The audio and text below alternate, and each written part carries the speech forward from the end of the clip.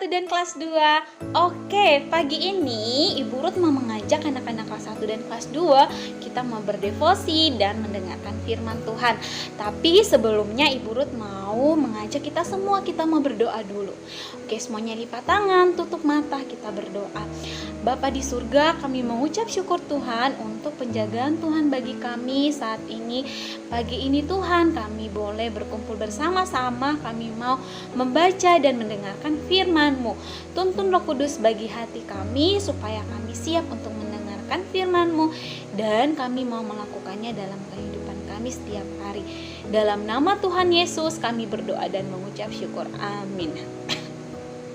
Oke anak-anak, pagi ini pembacaan firman Tuhan kita terdapat dalam Yakobus pasal 2 ayat 14 sampai 17. Yakobus pasal 2 ayat 14 sampai 17. Oke, semuanya buka Alkitabnya. Anak-anak dan papa mama di rumah boleh ikut membaca ya.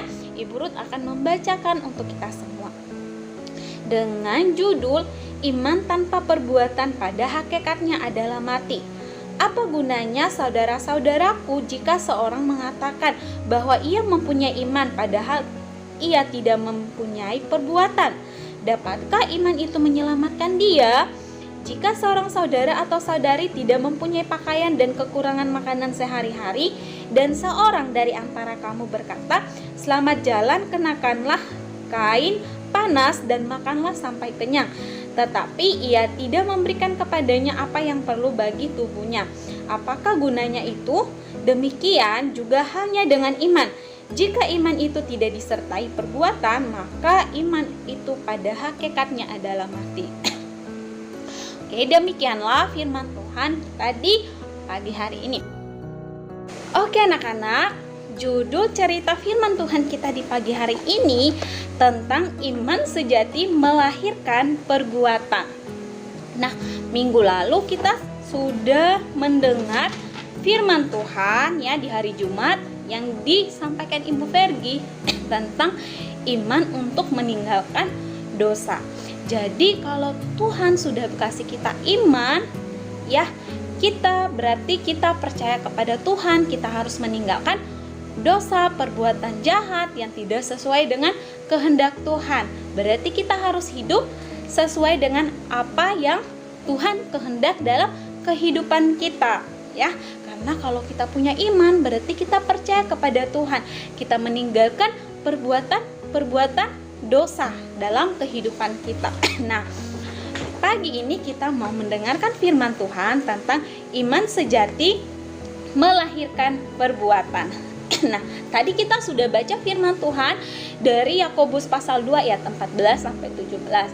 Nah, anak-anak, selama hampir 1 bulan ini kita merenungkan tentang iman, ya. Benar ya? Selama 1 bulan ini kita merenungkan tentang iman yang adalah pemberian Allah. Allah memilih Abraham dan berjanji padanya untuk memberikan keturunan yang akan menjadi berkat bagi banyak bangsa. Dan keturunan itu puncaknya adalah Kristus. Di dalam Kristus tidak ada lagi pemisahan antara keturunan Abraham secara fisik, yaitu bangsa Israel, maupun yang bukan bangsa Israel, yaitu siapa? Bangsa kafir. Nah, dan anak-anak tahu kita ini justru beroleh kesempatan berbagian dalam iman yang sejati karena di dalam Kristus. Nah, sekarang Ibu Ruth mau tanya, iman yang sejati itu berasal dari siapa ya? Siapa yang kasih iman yang sejati itu ya untuk kita manusia? Tuhan Allah, benar ya. Jadi Allah yang memberikan kita iman, ya, iman yang sejati itu semua berasal dari Allah. Sehingga di cerita minggu lalu, kalau kita punya iman berarti kita meninggalkan perbuatan dosa. Berarti kalau iman yang sejati ada di dalam diri kita yang berasal dari Kristus, berarti kita juga sebagai anak-anak Tuhan kita meninggalkan perbuatan dosa. Kita hidup sesuai dengan perintah Tuhan, kehendak Tuhan. Nah, lalu iman itu bukan hanya sekedar iman di dalam hati, ya. Iman itu akan melahirkan perbuatan. Nah, anak-anak, jadi bukan hanya kita bilang saya beriman, saya percaya kepada Tuhan. Tapi kalau kita bilang kita beriman kepada Tuhan, berarti ada perbuatan kita, tindakan kita, sikap kita. Apa yang seharusnya kita sebagai anak-anak Tuhan kita lakukan untuk Tuhan. Ya, jadi bukan hanya kita ngomong saya beriman, saya percaya sama Tuhan, tapi tidak ada tindakan kita yang sesuai dengan perintah Tuhan sama sekali. Ya, jadi kalau kita beriman harus ada perbuatan kita, tindakan nyata dalam kehidupan sehari-hari kita. Jadi tidak asal ngomong saja saya beriman, tapi saya tidak melakukan perintah Tuhan, kehendak Tuhan.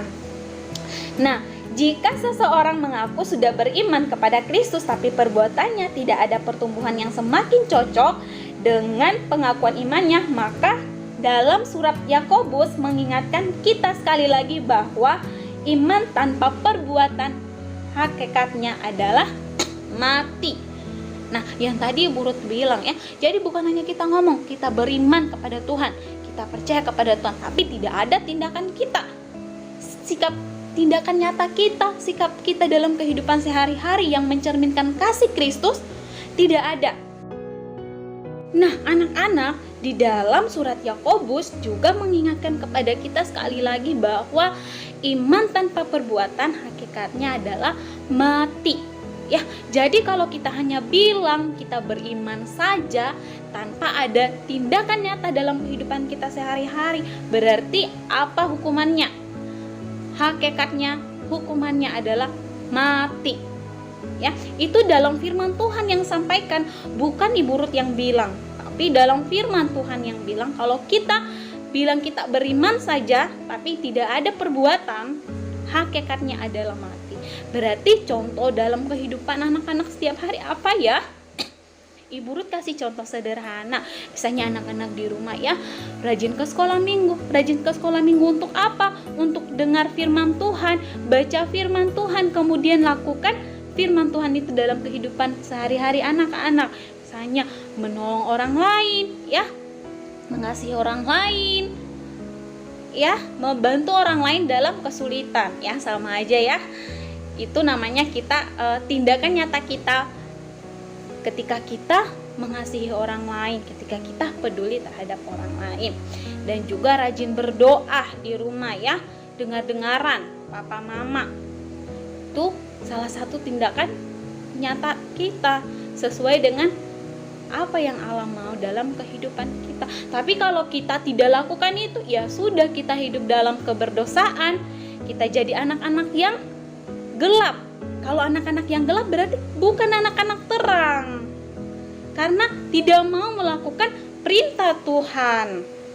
Nah, beriman kepada Kristus dan menyatakan perbuatan pada sesama adalah satu paket yang tidak dapat terpisah. Nah, tadi Ibu Ruth sudah bilang kalau kita beriman berarti tindakan nyata kita mengasihi orang lain ya, berbuat baik kepada orang lain, itu satu paket.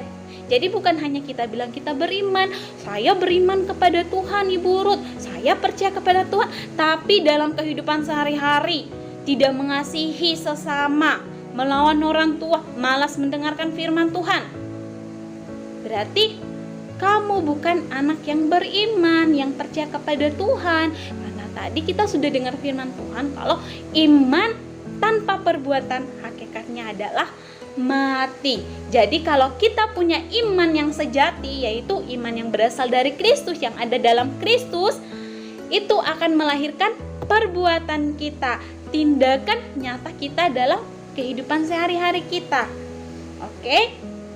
Nah, anak-anak, ada 2 pertanyaan refleksi untuk anak-anak jawab di dalam jurnal refleksi ya. Pertanyaan yang pertama, apakah yang menjadi salah satu tanda iman yang sejati? Pertanyaan yang kedua, sebagai anak-anak Allah, apa yang seharusnya kita lakukan ketika kita beriman kepada Kristus? Ketika kita memiliki iman sejati kepada Kristus. Oke. Jadi 2 2 pertanyaan refleksi ini anak-anak jawab di jurnal refleksi ya. Isi jawabannya dengan baik. Oke, semuanya. Demikianlah devosi pagi kita di pagi hari ini. Kiranya firman ini dapat memberkati anak-anak semua. Oke, semuanya, kita mau menutup devosi kita di pagi hari ini ya. Semuanya lipat tangan, tutup mata, kita berdoa. Bapa di surga, kami mengucap syukur Tuhan untuk kasih karunia-Mu dalam kehidupan kami. Sekarang kami sudah membaca dan mendengarkan firman-Mu. Biarlah Tuhan tuntun Roh Kudus bagi kami, supaya kami siap untuk melakukan firman-Mu dalam kehidupan kami setiap hari. Dalam nama Tuhan Yesus kami berdoa, amin. Amin semuanya.